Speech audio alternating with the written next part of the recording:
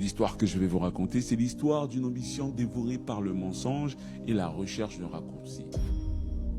Pour comprendre comment une jeune femme pieuse a pu devenir l'une des criminels les plus recherchées de sa génération, il faut revenir au commencement, à l'origine. Cette famille, c'est le ciment qui tient tout ensemble. Chaque jour commence par une prière. Chaque repas est béni.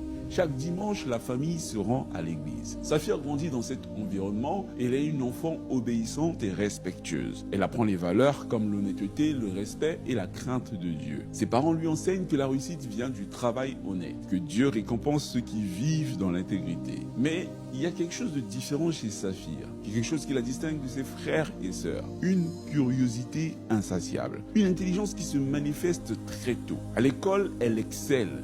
Elle pose des questions que les autres enfants ne posent pas. Elle observe, elle analyse, elle comprend les mécanismes des choses. Et puis, à l'adolescence, quelque chose va changer. Quelque chose de décisif dans son parcours.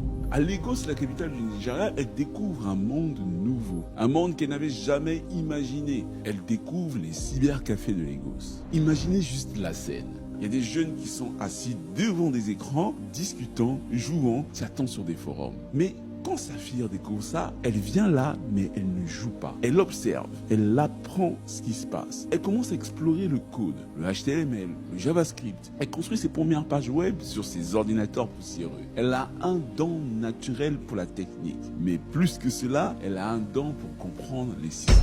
Elle ne voit pas juste des machines, elle voit des architectures. Elle ne voit pas juste des utilisateurs, elle voit des psychologies humaines de l'autre côté de l'écran. À 22 ans, elle participe au Hackathon National NJAX 2018 au Nigeria. C'est un événement où les meilleurs talents de la tech se réunissent pour montrer ce dont ils sont capables. Et figurez-vous que pendant cet événement, Safir va briller. Ses talents de codeuse front-end sont remarqués par tout le monde. Les gens commencent à parler d'elle, cette jeune femme brillante, cette développeuse promise à un grand avenir. Pour compléter ses compétences techniques, elle va faire ensuite des études en business. On raconte qu'elle a effectué des stages, mais c'est du moins en apparence et vous allez comprendre. Parce qu'à ce moment-là, Safir va construire son profil LinkedIn irréprochable. Sur Internet, Safir est une développeuse ambitieuse, une source d'inspiration, une promesse pour l'avenir de la tech africaine. Elle a des photos professionnelles, elle a des recommandations, elle a des posts inspirants sur les réseaux sociaux. Donc, en surface, tout est parfait.